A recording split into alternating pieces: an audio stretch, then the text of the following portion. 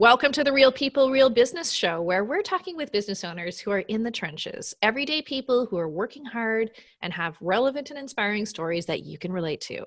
Everyone we speak to is actively building and growing their business and is here to share their experiences, lessons, wisdom, and guidance so you can be inspired to take action towards your own goals. Today, I'm so excited to welcome Meagan Williamson. Meagan's a Pinterest marketing consultant who works with businesses to maximize their presence, increase their traffic, and in turn, make more sales and get more clients with Pinterest. That sounds amazing. Welcome to the show, and thanks so much for taking the time to share your story today. Thank you. Thanks so much for having me. I love sharing my story because I think that it will resonate with a lot of people. I'm sort of a better done than perfect gal, so. Awesome. I love it. Well, let's start out. Tell me a little bit about how you got to where you are, how you got started. Like, what was the big trigger for starting your business? Well, I don't know. It depends what you define. Like, I think there was a lot of triggers for me, and probably the biggest trigger was being home with a newborn. I trained as a school psychologist, loved my previous work, but when I was at home with the newborn, I was bored, to be completely frank. And my husband, I had people coming and asking me for support with Pinterest marketing. And we just decided like, hey, if people are asking me behind the scenes if I can help them with their Pinterest accounts, what would happen if I, threw up a website and kind of said, hey, like, who else wants help? And 3 weeks, my son was 4 months old. We did that. I went out and got a headshot. We made a very simple website with literally like my homepage, my about page, and my services page. And 3 weeks later, I snagged a large corporate client, and the rest was history. So how did that go down? Like, who was your first client? Well, I mean, you don't have to name names. Yeah, no, it's okay. I don't mind sharing. So I actually have I had a few and do still have a few large corporate clients. The client that I'm referring to at that time was the second largest bridesmaid company in the world. They made bridesmaids dresses, and the CEO of the company sent me an email after he Googled Pinterest expert or Pinterest consultant and just said like, hey, the wedding industry is huge on Pinterest. I see that you run a Pinterest consultancy business. We're looking for it to bring in an expert to really help us figure out how we can utilize this platform to grow our audience and reach more brides who are planning their wedding. We'd love to work with you. And I said, okay, when can you hop on a call? The next morning, I was out in the stroller, had my son, and was praying that he would sleep. And I was in a back alleyway in my neighborhood, hoping that nobody started jackhammering close to me. And I literally did the sales call in that laneway, told him what I thought was like, I took my price and I tripled it.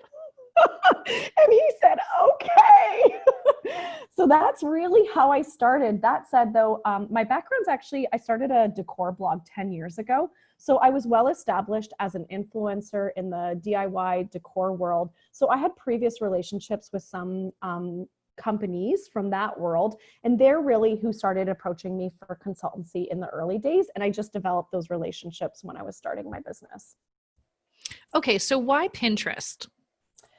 Well, I think it's funny. I was an early adopter of Pinterest. I actually have the original email that Ben Silverman, the CEO, sent out when I became, when he accepted, you had to request to join as a beta member. And I have the welcome to Pinterest, Meagan. This is Ben. We're so excited to have you here. I still have that email. So I was an early adopter. And for me, it just solved the problem of storing images on my desktop of my laptop at the time that I could pin and all my inspiration for projects I want to do, travel I want to do, outfit inspiration. I started pinning for the blog that I had. And next thing I know, I just started getting more and more followers. And as the time went on, I was like, wait a sec, other people are pinning my blog. I should start pinning my blog. And next thing I knew, it accounted for 97% of my website traffic. And then by the end, I now have 100,000 followers on Pinterest. Holy smokes. Yeah. So that's how it all started. That was the the early days of my Pinterest life. And from there, it just took off. So I started getting to know how Pinterest works for other people. because I knew what worked for me. And yeah, I just figured out a system, and then I started teaching people how to do that and doing it for other people in terms of my client work.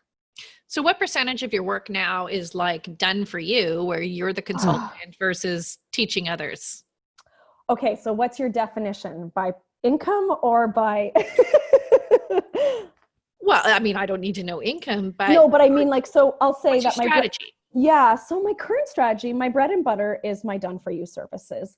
I would say that I'm slowly replacing that income with more passive or digital forms of the work that I do. And that was my goal for 2019. I've been doing the Pinterest management full time for almost 4 years, but then it was probably even as long, there's been 5 or 6 years that I've been doing it for. But I am finding it's exhausting. And, I work with corporate entities who I am a high touch boutique social media marketing company, and they expect as much. So I sit in on very long marketing meetings, and I have to sit in a room like a virtual room of people who have been working in the field for years and don't know anything about Pinterest. And I find it's not filling up my cup in the same way that it used to. So that's why I'm transitioning to the education piece and working with people through my membership or through my courses and my digital products. And so I would say, depending on how I have a small team that works for me, but depending on how you define, the setup, I would say it's probably 60% done for you services, 40% education, courses, digital products. And my goal is for it to be 80 digital, 20 done for you. I love done for you. Like I love my clients that I work with one-on-one. I just don't think I can do it forever. I need off the hamster wheel. Totally get it. So who's the best fit for using, really leveraging Pinterest for their marketing? So the businesses that I see who are successful using Pinterest for their marketing, especially as we head into, I think online marketing and social media landscape is changing really rapidly. And the people who are benefiting most from Pinterest are people who are heavily invested in their content marketing. If you aren't invested in sharing your messaging through organic, authentic content that solves your customers' pain points, Pinterest is going to be hard for you. Pinterest favors new content. This has been over the last few years. So the people who just have 5 pins and they just repeatedly share them over and over, their traffic has all died off. And it's the people who are it's like Google, the people who are feeding the machine and providing lots of free content, whether it be a landing page or a new podcast episode or a YouTube video. Those are the accounts that Pinterest in an organic sense is favoring. So what's a good volume of content? I mean, what are they looking for? Well, personally, with my clients, I ask that they publish at least 2 new blog posts a month or landing pages. So when I say content or blogging, I often default to using the term blog, but it can be a new landing page. It could be a new product. It could be a new podcast episode. I would recommend at least 2 a month. And then, making pins for that content. And if you aren't able to do 2 blog posts a month, then you need to be creating new pins for your evergreen existing content. So is there some strategy around creating pins and when you pin them and how you pin them? Yeah, there is. So Pinterest favors new images. So creating new images on a regular basis is important. And really that just depends on how much time you have, or if you have a wonderful VA that works with you.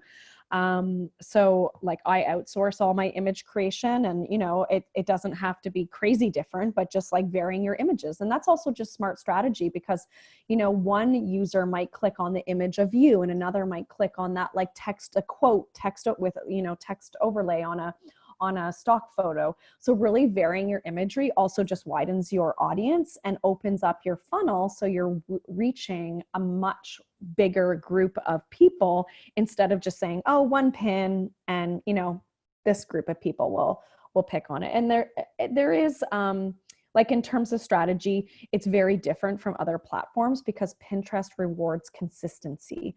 And it's a higher volume of content. So on Instagram, you might do one post a day on your feed or one post a week on your feed, whereas Pinterest is looking for you to curate a valuable feed for your audience and do as much as 15 or pins a day. But that doesn't have to be all your own content, but it has to be content that's valuable to your ideal customer. So Pinterest is just a big search engine, right? And that's why I Yeah, find it to be so interesting. It's the same as YouTube. YouTube is just a big search engine. very much so. Yeah, and so it's less about the actual content like Instagram is, and more about your consistency and your data Mhm. and like how findable you are. Is that Yeah, searchable. Yeah. So actually, it's funny. Yesterday, I posted recently in my Instagram feed and I use the term searchability. Pinterest is just like Google. Like you have to label your content so that people know what it's about. Like if you just posted a picture of you in a chair and it's like, you know, you on a chair laughing, no one knows what that image leads to. You know, are you a coach? Are you a content creator? Are you an artist? Are you, you know, you have to make it dummy proof and make it so that their system, whether it's using keywords or visuals, that it matches up and tells people what your content is about, so that they're not going like there was this time period where people would use a picture of like Justin Bieber and then you would land on a website with a kitchen cacciatore recipe and people are like, what? Like you don't want people doing that because then you're going to have a really high bounce rate and you're not attracting the right people. so if you're a content provider, if you're a content creator, I'm assuming like you can still get a lot of leverage out of Pinterest, even if you're creating content more just to support your brand, as opposed to that being the intention of your entire business, right? So if I'm a content platform, that's a very different thing than if I'm a business coach who just creates content for the purposes of strengthening my brand, right? Yeah, yeah. Well, and that's just where you get strategic, right? Like Pinterest is just a channel or vehicle for sharing your messaging and how you represent that on Pinterest, just like, you know, it's a visual representation, just the same way that if you have a new product or you're trying to create brand awareness or you have a new coaching package, you know, it's in your best interest to create an organic piece of content that talks about the pain points that that product or service or thing solves. Okay. So let's talk a little bit more about your own business. So now you kind of rolled up this business with the intention of it being able to support this kind of new lifestyle that you had with your little guy, Yeah, and it's become a career, right? So yeah. tell me a little bit about growth. Like, what has growth meant to you? Well, growth has been a funny thing. I think it's like I've been very like, you know, I don't often use the word blessed, but I really like I put in a lot of hard work. A lot. I'm a worker. I'm a worker bee. I get shit done. And so once I'm passionate about something, it's like all systems go. And so I kind of became obsessed with my own business and I just kept trying to figure out like how can I help more people? What can I manage? And growth has meant that we have designed a life that has let us be the family that we want to be. And I know that that's such a privilege, but my husband quit his job to look after our son full time. And it has facilitated, you know, us being able to live and do things like, you know, we bought a cottage, we go on vacation and I can work from wherever we are. Um, we just have been able to do so many cool things because of my job that I think like, you know, I love the work that I did before. I was working with children and I found it very like, you know, helping children who have special needs was wonderful, but it was also really draining. And so this new life really allows me to focus my energy on being the best parent that I want to be. I wanted to be home with him. But that said, I wanted to be home with him, but not all day. My husband is much better at that. And I wanted like it's not unusual. They leave the house at 9:30 in the morning. So like every morning we read books, I drink coffee, they leave, I hop on calls, they come home for lunch, we hang out, I hear about their morning. And like, or even one day last summer, we were both with our son at the market. He was scooting around. It was like 3 o'clock in the afternoon. And a mother who we had met maybe once before, she said, isn't that such an amazing thing? Do you guys both have today off? How come you're at the park with him at 3 o'clock in the afternoon? And I was like, what? Like we every day go to the park together as a family, our dog, my partner, my child.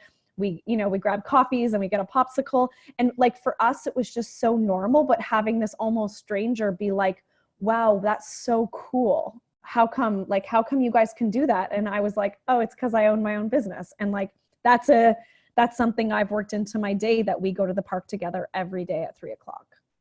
That's awesome. I know I've had that experience too, where, people are like, oh, do you have today off? Yeah. No, Yeah. How come no, you I can do don't. something? But like, let's not pretend it hasn't been a journey to get here. Right. And Yeah. there have been sacrifices. There has been a lot of like Mm-hmm. risk taking, and now it's just a thing. It's an established business, it works, that sort of thing. But like getting from those initial few like first days where you're like, oh my god, is this going to work, Yeah. to this point now where this is your life. Like, tell me a little bit about that journey. Yeah, you know what? There was a lot of fear around leaving a secure public job where I had a pension. I do have a lot of, and it's my own, like, my own limiting beliefs, that I do worry sometimes about how my husband, my partner doesn't work, and we love it because he looks after our son. He does do some work for me, but I'm like, man, if I screw up, we're on the hook here. Like, I really have to be careful. But I think that it was also like, I'm the first person in my family to start a business. I'm the first person, like, having an online business is very mysterious to a lot of people in my family. And even friends of mine, right? They're like, Meagan, you went to school for how many years to be a school psychologist? And now you're working in online marketing? Like, what? Like, how does that connect? And I think it's confusing for people, but I think that we grew this. We took risks that felt safe to us when our son was young, because I could still go back to my job. Like, if it didn't work out, it was going to be okay. I could go back to my job. What's really crazy is that there's been huge cuts to education, and I no longer can go back to my old job. Like, that job that if you had asked me 6-7 years ago, Meagan, will you, do you ever worry about a job? I'm like, no. Like, there's such a need for mental health support in Ontario and with children with special needs. And now, if I was in my old job last year, I would have been given a pink slip because of cuts to special needs supports in the province. And so, like, that safety net is gone. So it's like, this is working, and it's working well. And I think that, I grew very slowly. I scaled at a rate that felt very comfortable. I didn't spend money I didn't have. So I always kind of grew things in a very measured way. And of course, there's months that kind of went, where I made more money or whatever. But what I learned is that the way that I felt comfortable growing my business was, if I made more money, then I invested more money in people. So I grew my team as my business grew, which really served me. That's awesome. And I think that there's a lot that can be learned from that experience that you've had. But I want to go back to your point about kind of quote unquote job security. I mean, I think you're similar in age to me, a little bit younger, but I know that we come from this, we were almost the first generation after our parents to be taking these risks, right? And to have recognized that there's no longer anything called job security, right? No. And I remember my dad always saying to me, oh, like, I was a consultant, a fairly senior consultant into public sector. And he's like, oh, isn't it great that you have these contacts in government, because you could go and get a government job. I'm like, I would last about an hour and die. Yeah. And And honestly, like, he's finally understanding, and this isn't in any way like a bad thing for him, but No, they finally understand now that there's no such thing as job security. no. I Well, and have that's just, it's more, gone. yeah, Yeah. I have more job security now being in control of everything I do. So that's just it. It's a control thing, right? But we've seen that disappear. Like I even remember with my dad, like my dad worked at the same company his entire life. And so when, like, even when I went to university, by then I had worked like something like my sister and I once did a count. I had had 15 jobs. Like, you know, every summer I worked somewhere, and I had one job that I worked at for years, but it was like I worked as a nanny, I worked in a bakery, I ran a children's nursery school, I, you know, like all these things. I was a server, and like I worked more jobs in the first 18 years of my life than my dad did his entire life. And so for him it was like an unknown and scary and risky. And even I would say it was really until I don't really talk to my family about my business and how it, you know, like the revenue or profit or how it's going. Like people will say like, how's it going? And I'm like, it's great.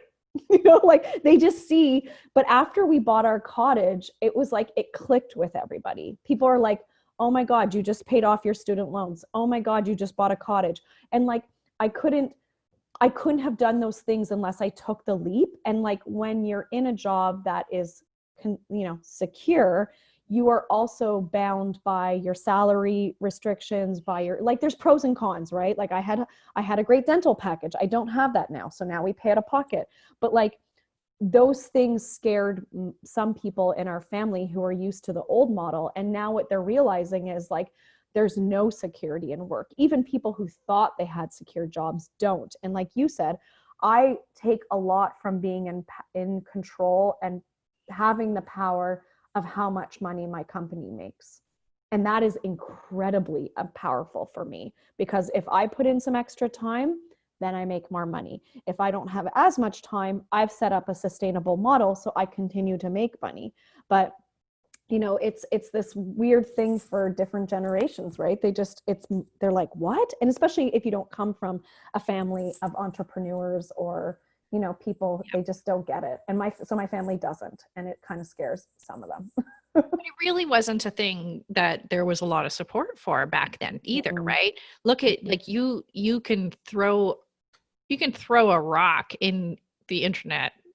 Yeah. I guess that's like a metaphor. You can throw a rock on the internet and hit about 12 different people that are promising to help you become an entrepreneur.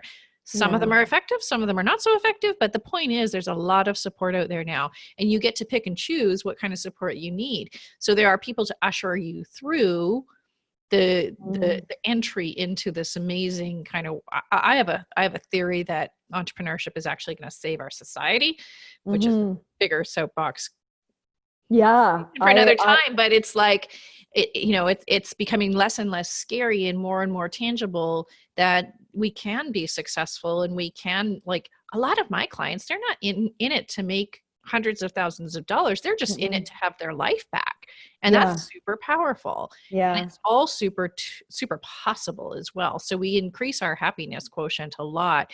But we Yeah. definitely, like my parents' generation, was not encouraged to, and did not have the support. Also, it was like back then, if you were going to be an entrepreneur, you were supposed to be this very particular type of person who Mm-hmm. was like eccentric and, outgoing and a hustler and Yeah. like A risk. salesperson, hardcore salesperson, Yeah, right? totally. And so all of that has sort of shifted now. And I think it's definitely becoming a lot more accessible and a lot more Mm-hmm. accepted. But man, I don't think I could ever go back. I've been working on I'm Yeah. unemployable. I don't even Yeah. remember when I had a job last. I think it was Yeah. 2003. Yeah, yeah, that's just it. I actually got offered an opportunity where someone asked me if I'd come on with their team as their head of marketing. And I actually, like, it was a very, it was a very enticing offer. I love the idea. I love the team. I do some work with them. And I sat on that Zoom call and I was very quiet, which I'm not typically very quiet. And I just said, like, it's a great opportunity. I love the idea. I will be miserable. Like, 2 months You don't in. want me on your team. And yeah, and I said, you do not want to, like, if I'm not happy, I it will all end up moving on, and it will work for a little while. And then like, it's funny. I ran into some women that I used to work with at a farmer's market, and I had my son on my shoulders. It was this past summer, and I haven't seen them since I was pregnant and still working at the board. And I ran up to them. I'm like, Cindy, hey, how's it going? And they're like, oh, you didn't come back after your leave. And I'm like, no, I started a business. And they're like, of course you did. And I was like, wait, what? Like, I was waiting for them to be like, where are you? Is everything okay? What happened? Like, I think I was really good at my job. I loved what I did. And they were like, we always knew like that you were going to do other things. I didn't know, but they knew. Yeah. I mean, I knew since I was a kid. Did like you? there was just no, I started my first business when I was 12. Oh my gosh, I love that. See, I'm not that story, or I'm not the story that I hated my job. Now I loved my job. I just can't imagine working in a regular work environment anymore, especially when I have the flexibility to do what I do now. And also, like, let's be real. It's amazing that you can say like, oh, like, there's no ceiling to where my company can go and what I can do. So the only limits that are on me are the limits I put on myself. And that is so amazing. So what's worked for you in terms of growth? Teaching. So I, as like in terms of my company and growth, my referral network is, I'm very, very fortunate to have a strong referral network of people who share my name, talk about my work in Facebook groups, talk about how happy they are with the work that I do. It depends on what side of the business. That's for my sort of my done for you services. In terms of my, my courses and my digital products, I find that it's when people come out and learn with me. I love teaching. I love master classes and training. And I find that when I have the biggest connection with people and meet new people and resonate with them is when they can attend a free teaching, like on unpromoted pins or Pinterest marketing in general. Or I love teaching to niche audiences. Like I did this special workshop with, it was so niche. It's like, publishing houses in Canada, literally like the heads of publishing houses who are, looking at their marketing and trying to figure out how to get their authors in front of more people. They brought me in to teach about Pinterest. And it was so fun, right? Because you can really then, like, I did research and I looked at it, and being able to talk to those niche audiences is so cool, because Pinterest could be for anybody. It's just figuring out the unique angle you have to bring to make it work. So is it possible that you will hit a ceiling in this current business model? That's a great question. So I started to anticipate that ceiling and or that plateau last year. And I did some things to ensure that I continue to grow with the changing social media landscape. Yeah, because you must have to stay pretty on top of all of it. And we can't control what Instagram does. We can't control what Facebook does. We can't control what Pinterest does. So like, it's hard because I'm held accountable by the people that I work with for things that are outside of my control often. But what I can help people do is to continue to focus on the right things so that even when there is a change, you continue to grow your audience. And that's what I do, right? Like that's that strategy piece. It's that focusing on your content. And that has come back. It's funny, like my roots were in blogging and I'm returning to my roots in blogging. And it really is one of my superpowers that I have that ability. Also, I've been very fortunate because I've worked with so many people and brands, is I've seen the behind the curtains of what works for people and what's happening to everybody. And then I've brought all those skills to the work I do. So I might not be an email marketing expert. I might not be a Facebook ads expert, but I know a lot more than most people do. So it's helpful because when I'm working with a client, whether it's one-on-one or in like, someone within my membership, and they ask like, okay, well, what happens after they come from Pinterest, they opt into my email, then what? And like, I can say like, we need to work on your nurture sequence. What does that email sequence look like? What are you talking about? How are you positioning yourself? So those skills have really aided me that are going to be essential. Like if you don't continue to grow with how, especially in marketing and online digital marketing, you're just going to be left behind, right? Like that's the reality of it. It's moving so fast. So yeah, I definitely, and I think that I started to anticipate that last year and made a plan to help bulletproof my business. Awesome. Awesome. And I think you have to always have that forward looking insight into what could happen so that you're preparing now for that later. Right. And Absolutely. that's a sign. I mean, this is like textbook business growth, right? That's the Yeah. sign of a great business owner. When people are not successful, like when they don't get the results that they need to from doing the Pinterest work, what typically is the problem? They're not putting in the work. They don't actually fully, like when I see people not getting results, it's because they're not actually following the program. Like, just to be honest, right? Like the people who are sort of like, half putting it in, they're not being consistent, they're not creating content, and they're not invested. So when you're not invested in it, like I actually call it, like I do some teaching around this now and I talk about it, but the Pinterest mindset, like for anything to work in your business, you have to make a plan, decide on it, and follow through. And of course you're going to recalibrate and redefine if certain things aren't working. But what I find is the people who come and they read about it, but they don't take any action, they're the people who make no progress. And they just don't see the results. Whereas the people who really experience that mind shift start to really focus on creating quality content and not just like, what am I going to post on the gram? What am I going to post on LinkedIn? But create content that serves their entire business and their audience. Then you see this like shift in their mindset, and their content starts to work for them, and they start to speak to their ideal customer through their content, which then Pinterest becomes a vehicle for that.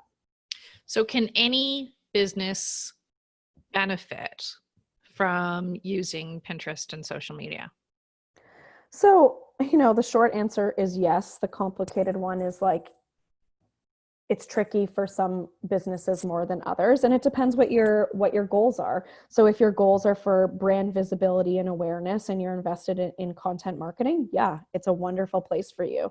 If you're not invested in creating content or working on how to represent even if you sell physical products or you have services, if you're not wanting to teach people about those things and figure out where everybody's unique approach. It's like, I know like we all have frameworks, we all have programs, but the reality is that you need to customize that strategy to your unique business that you are an expert in. Your niche will have, like your audience will have things that they want to learn about. You just have to figure out where they're hanging out on Pinterest and how to get that content in front of them. So I haven't yet encountered a business that I think Pinterest isn't great for. The ones that it's not great for is people who really don't want to work on their content and really like commit to a regular content schedule, or at a very bare minimum, make pins for their content. So there's this trend I see in all of the platforms that are out there, right? All of the channels that are out there where, I think it's natural evolution that these channels kind of started and these platforms started out as very individual.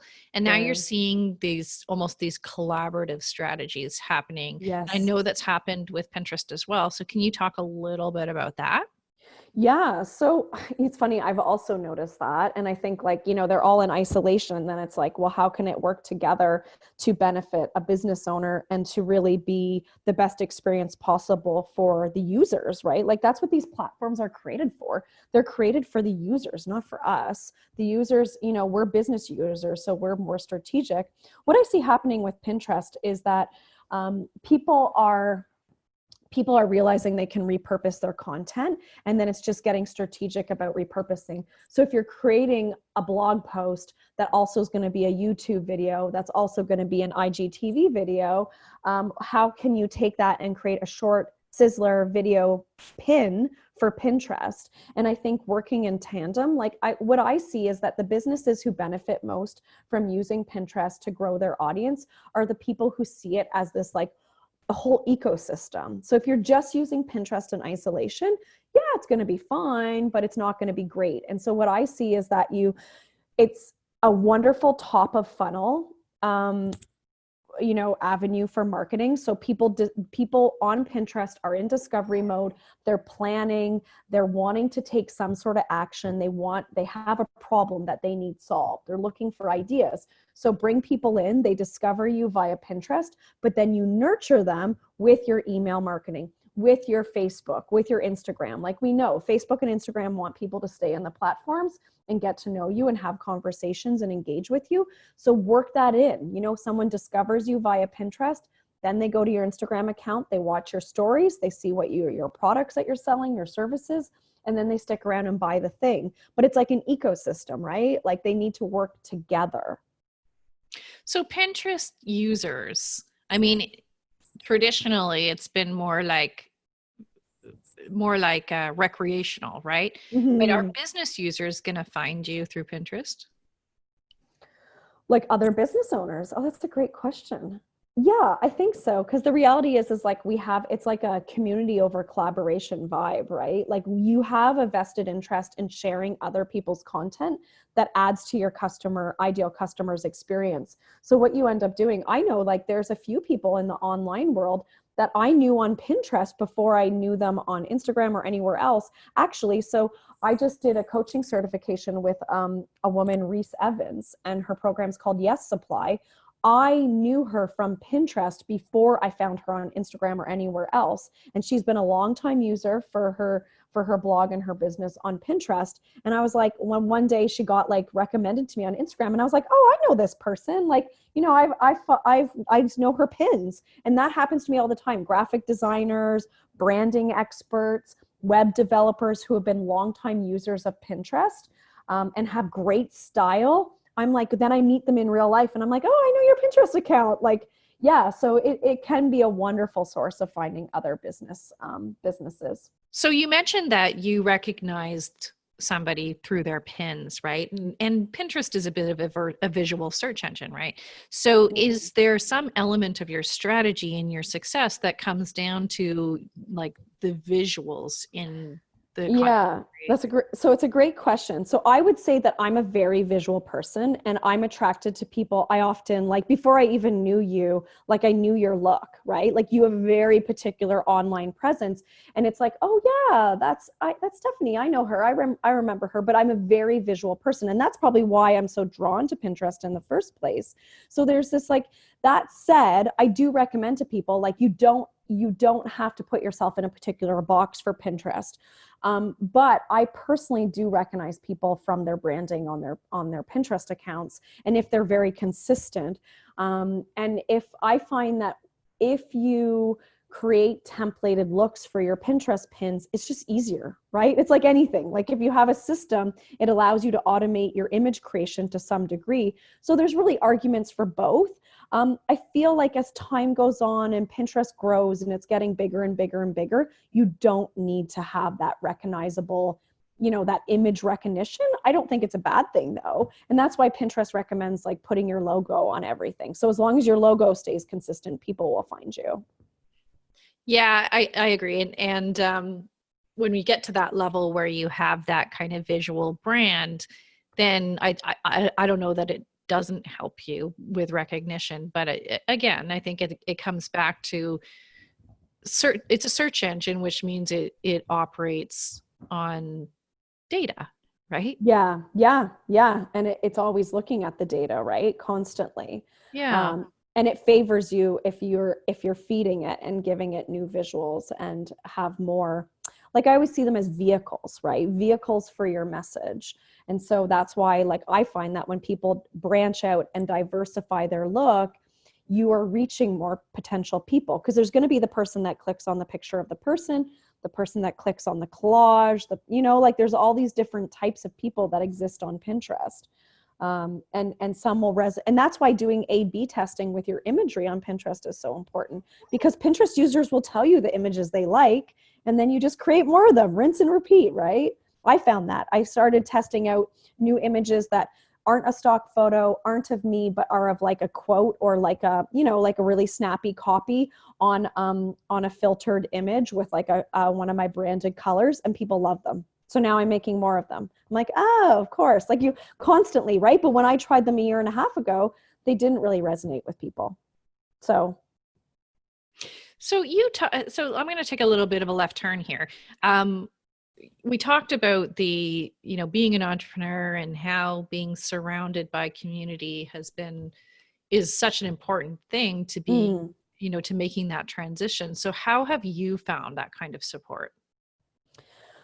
Oh, like as a business owner, I feel like I'm drawn to other people like you, right? Like I find that I've actually had this whole transformation of like, I have this whole online community. I'm drawn to other women who are doing cool things online. And I think I've built out and reached out to people and just said like, hey, I love what you're doing. That's so cool. And, we have so many skills and things to teach each other, right? Like it doesn't have to be lonely, and the internet makes it really easy, right? Send a message. Hey, I didn't know you were in BC. Like, let's talk, like there's like this whole thing that it's so easy to connect with people now. It totally is. But did you, when you were first starting out, did you like intentionally get yourself integrated into communities? Like, was that part of your growth? Yes and no. So I was heavily integrated in the blogging community. That was where I got my start. And so I would say like I was always there. And then I was drawn to other women who were bloggers who wanted to monetize their blogs, who started getting smart about email marketing, website optimization, that type of thing. And then your community just built out from there, right? Yeah. And then it just expanded, right? Like more and more people found out about me, found out about what I was doing.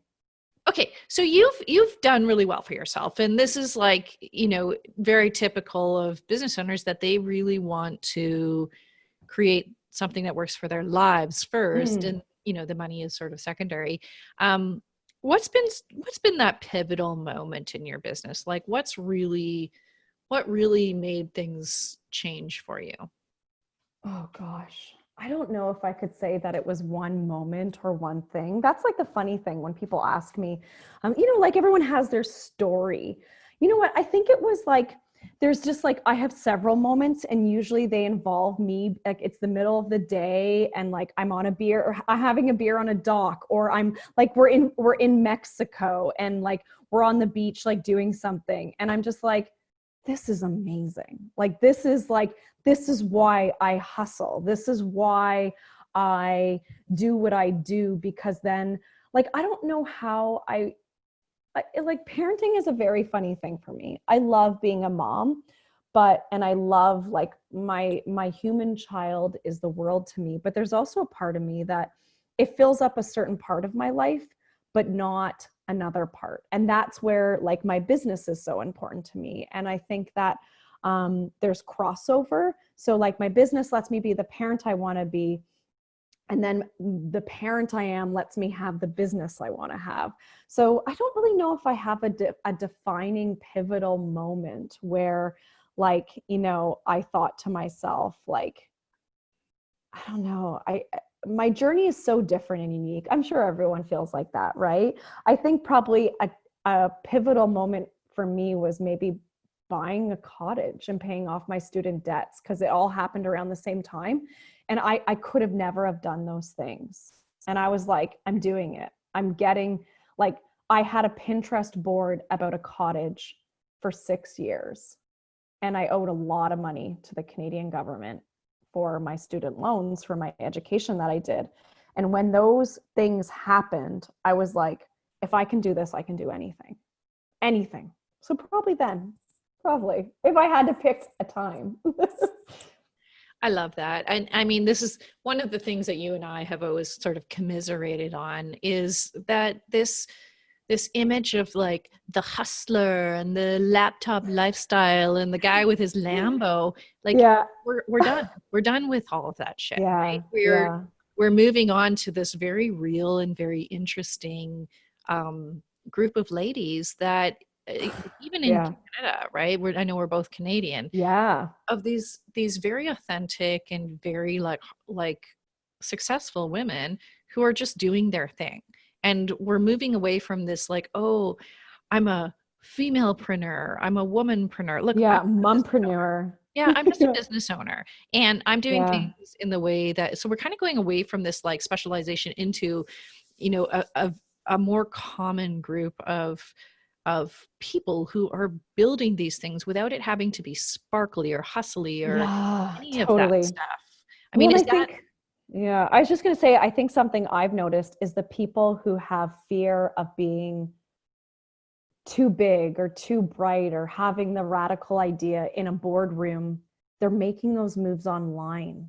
And it's like, because they can do it safely. And it's like, it's cool because you see all these introverts or all these people who maybe weren't cut out for that, being that bold person in the office or being heard or filling up the room. The people, those people are finding their place online and they're having a huge impact. And that's what's really cool about the online space, right? And that women, yeah, like, we do have to work a little harder, right? Like, I think that if you don't think that, like I've seen situations, right, where if you're if you're a guy, like things just sometimes come easier to you because of someone you golf with or whatever. And I think as women, people have people will say to me like, oh, your schedule is very limited. And I'm like, yeah, because it can be. Like I make my own schedule. I'm my time with my kid, I need to be present. And that's that. But like people have this like idea, they want to have an idea who you are. And online you can be whoever you want to be. And you are in charge of that, not defined by who someone thinks you are in the lunchroom or in your 9 to 5. I think that was one of the biggest mindset shifts that I had, was this realization that I own my time and Mm-hmm. nobody's watching me. As long Mm-hmm. as I'm serving my clients and I serve them Yes. well, as long Yes. as they are getting what they need, that's all they care about. So Yeah. if I want to go, like the best time for me to go and do a workout is like 1:30 in the afternoon. Mm-hmm. It's the right time for my energy. It's the right time, like the sort of pause in my day before I go pick my kids Yeah. up from school. Yeah. And I Yeah. finally got to the point where I didn't feel guilty about that, or like someone's watching, or they're like, why are you not working? Yeah. Well, it takes a while to get there though, right? Like I used to let clients book meetings whenever they wanted. It was like Monday to Friday, I'm open shop. And then I realized I can't serve my clients if I'm letting them book one person's on Monday, one person's on Tuesday, one's on Wednesday, three are on Friday. Like, and so I had some pushback when I went to a very strict schedule. And I said, I you expect a certain quality of work. I want to deliver. I'm a under promise over deliver type person. And I said, like, if I'm in calls all day, how am I going to do the work for you? And they're like, oh yeah.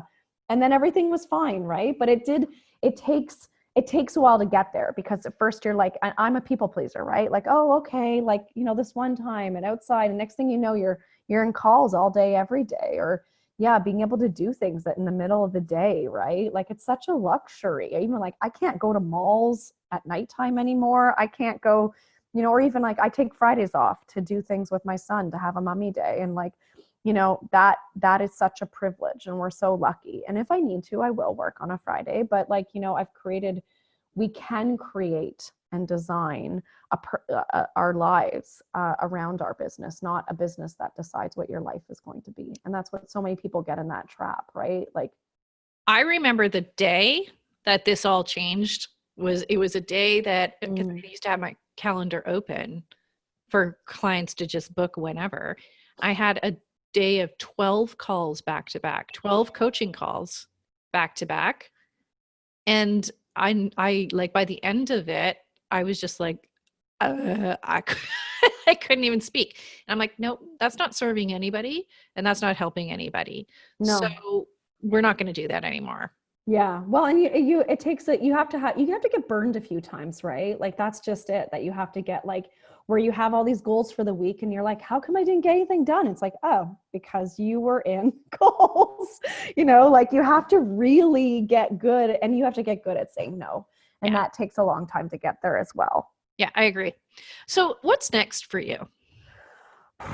Well, yeah, I have some big visions for the year. For me, it's really building out my impact and being able to work with more people. I want to scale down my agency. And part of that is passing on the baton and training other amazing women to do the work that I do and to make a profit from it. So I've launched a new small group coaching program to teach other women how to run a Pinterest-based service business. And so really it's building out my membership and working with more business owners and helping teach them not just about the Pinterest marketing mindset, but about how they, where and how to focus their energy so that they meet their own goals and can have the life that they want to live. I think that 2020 it's going to be a big year. And also I'm prioritizing myself because the first few years, I unintentionally, I'm a worker bee, so I hustle hard and I love working. I'm addicted to working. I know I am, but 2020 is about like just being, and that's okay. I don't have to be doing something, whether, it's reading a book or sending a message to somebody. Sometimes I can just hang out. Yeah, I hear you on that one for sure. For sure. Okay. So we are at time, but I want to thank you so much for chatting with us today. You're inspirational. I love your story. Can you tell listeners how they can find you? Sure. So my website is meaganwilliamson.com. I also have a Pinterest membership called pinpotential.com. And I'm in all the places, that everyone else is. You can find me on Pinterest just by searching Meagan Williamson, or on Instagram, I'm Meagan A. Williamson, and I share lots of stories teaching people about Pinterest there, and lots of puppy pictures and all those other fun things that are part of life. So yeah, if people want to reach out and follow me there, they can, and they can hear about when I'm offering amazing free things and tag along for the ride. So you mentioned you had a free offer that you wanted to share with our listeners.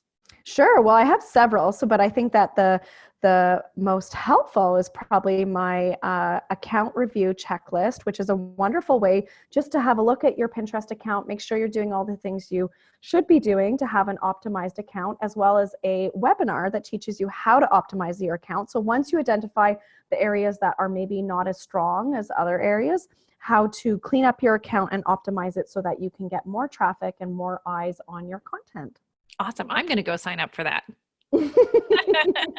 Okay. Thank you so much. That's an amazing gift. I'm sure that people are going to take advantage of that, and go check out Meagan's free offer and get yourself going on Pinterest, because it's I think right now one of the untapped resources that can help you drive more traffic to your content.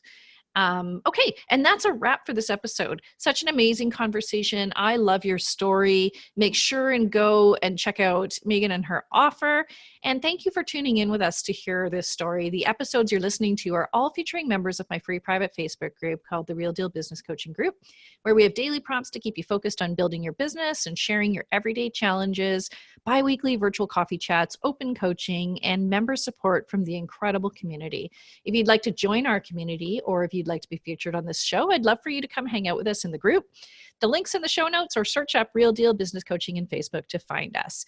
And finally, I would love for you to join us on our next episode, where we're going to be speaking with Dana Smith, who's a life coach that works with women who feel like they've lost their spark. They know they have important contributions to make to the world, but feel lackluster, overwhelmed, and like they are not reaching their potential. So come on and join us for our next episode. Thank you again for being here. And if you've enjoyed today's content, I would love for you to give us a review on whatever platform you're on, because this helps us share these stories with an even bigger audience. So until next time, keep building, keep dreaming, and keep being real.